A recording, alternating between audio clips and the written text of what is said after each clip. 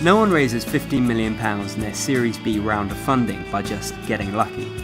Campbell Black sits down with Pilgrim Beart to discuss the topsy-turvy nature of his 20-year entrepreneurial journey, what qualities a good CEO needs, and why Alert Me and smarter homes have a bright future. So, Pilgrim, you've talked about not knowing the tech and not knowing the market with Active RF. Yeah. Talk me through, what does that mean? Yes, well, I think I'm an engineer, but I'm an innovator. I'm a technologist, and I love learning. I love discovering new stuff. I think that's fairly common for Cambridge, and that can have a slightly dark side sometimes as well, because it means that you love experimenting and pushing the boundaries a bit of your own knowledge and perhaps of general knowledge. And the consequence of that is that you're operating in the unknown to some extent. And so Active RF for me was a break from what I'd done before. I'd done a lot of digital design of chips and software design of operating systems and so on, but I'd never done any wireless, any radio stuff. And wireless for most engineers is really black magic. It only ever just works, and no one quite understands how it works. It's a bit magical. And so I was quite intrigued by this, and so I started dabbling with short-range wireless technology, which I thought was really interesting, and I could see how the technology was getting to the point where the market could really take off in a variety of areas. And it was an area I really just wanted to play in. I wanted to learn and experiment. So Active RF was really a combination of that interest in an area of technology that I didn't know very well, but then also wondering about what new markets you could apply it to. So yes, it's quite true. I wasn't really familiar with that specific technology or that specific market when I started the company, which is probably not a recipe for success. And how did it end? Because it wasn't a huge success, was it? No. So we steered the company in a slightly more commercial direction, and ended up getting quite a lot of interest from commercial organisations in using this kind of technology to track things around their premises, so finding out where objects were in warehouses, and in fact particularly in anti-theft systems, so in supermarkets, trying to spot when people were stealing stuff. But it was an area where there was a real need, and it looked like the technology could deliver it. So we spent quite a lot of time developing a solution for that, which was called Exit Monitor, and we got some good traction in that. By that point the company had got to about 35 people, and I was still CEO of it, and I'd sort of discovered that actually I didn't really enjoy being the boss. It meant I couldn't spend a lot of time doing things I enjoyed doing, and I had to spend a lot of time doing things that I didn't really feel very well suited to my skills, and I don't think they were well suited to my skills. So we set about finding a professional CEO and somebody from the industry. So we were now operating in this sort of retail security space, so we went and found somebody who was an expert in selling things in that space. I then got slightly sort of distracted by my second startup, and the company Active RF went on for a few years after that, but eventually it just failed to really become profitable and drive enough revenue. The market just was very, very hard to get going, and eventually it actually went into administration and was bought by a US company for its Exit Monitor for its assets. IP. Yeah. I mean, but the interesting part here is that the thing you did get distracted by has actually gone on to be pretty successful, hasn't it? Antonova. Yeah. Well, talk me through that. You stumbled across some tech, didn't you? Yeah. Or some graduates. So one of the things we were trying to do at Active RF was to track things around inside buildings, and this is still a problem that people are wrestling with because GPS doesn't work indoors, and there have been companies like Ubisense in Cambridge that have now developed very cool solutions for doing that. But this was a while ago, and solutions like that didn't really exist at a sensible cost. And I came across these two scientists, one at Sheffield University and one at Brisbane University in Australia, and they seemed to have the kind of knowledge I wanted, so I started talking to them about consultancy and helping us. How did you come across them?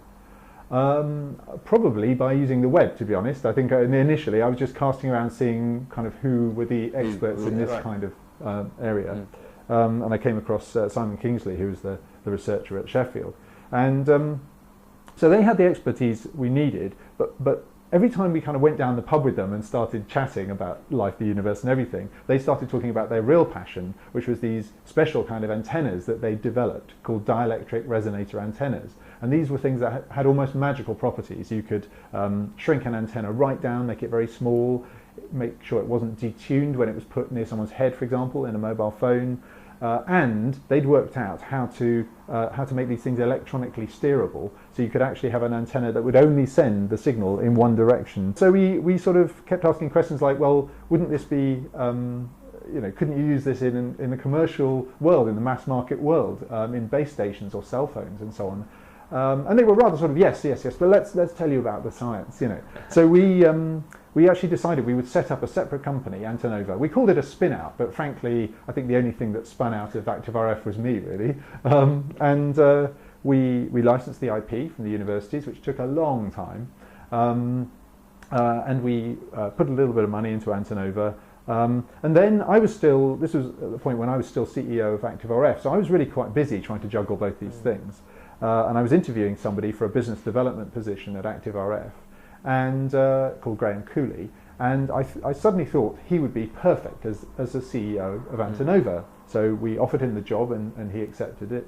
And he did a fantastic job of taking Antenova to the next stage, building up the early team, taking the science and turning it into technology, and the technology and proving that it could make products in particular markets. If we go back to the CEO, what are the qualities that they have to have, and what does Mary Turner have, and what does she add to Alert Me?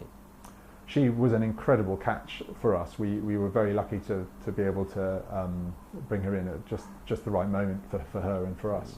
So her background is that she took CompuServe in Europe and grew it and sold it to AOL.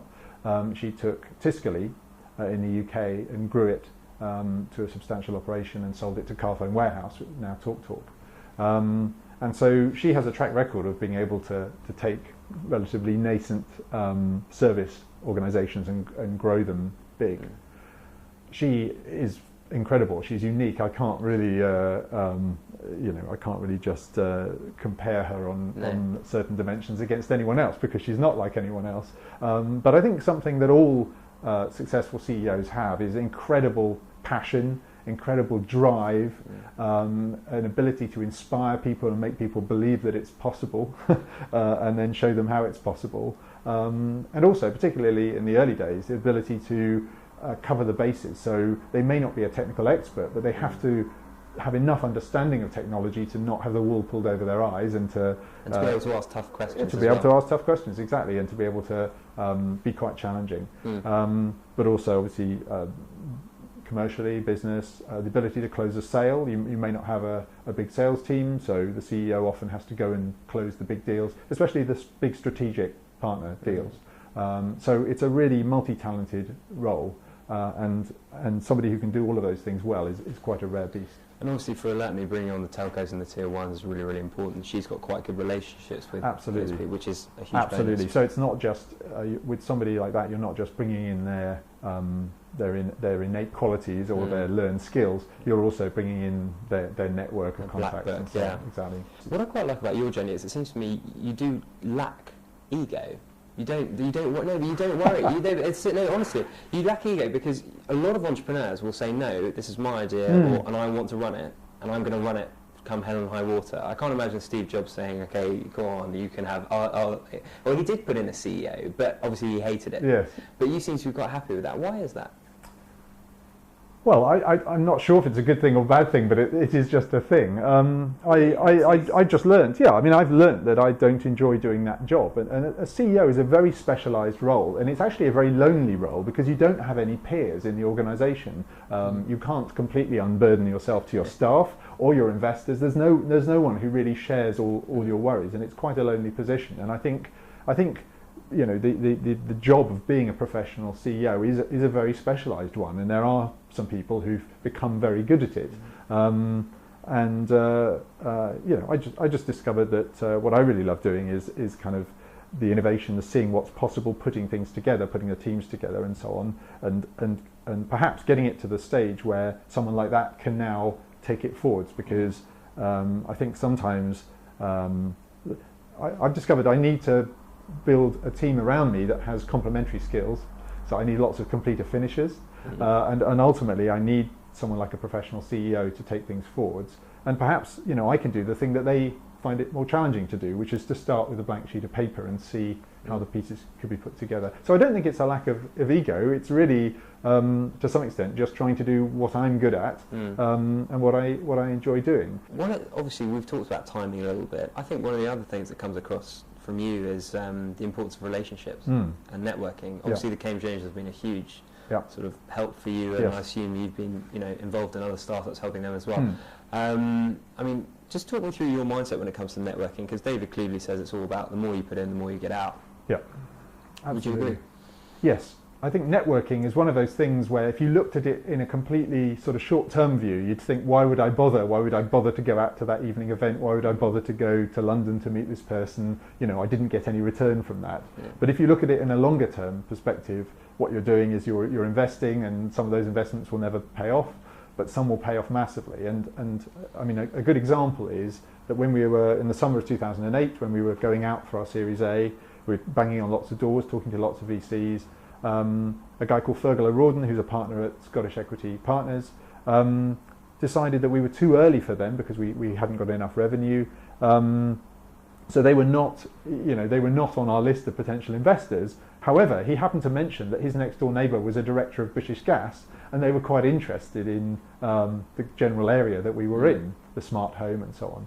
And so that was a real, you know, that was a thing where I just absolutely went like hell at that, and we worked that very hard, and we got that contact, and we went to meet them, and then we met other people, and we started to really try and understand what British Gas wanted and how what we had fitted it, and that, you know, took a long time to gestate, but eventually last year in our Series B investment round, it was a 15 million round, British Gas came in as a strategic partner with significant investment and commercial commitment, and really the seeds of that sort of go back to 2.5 years to a piece of networking.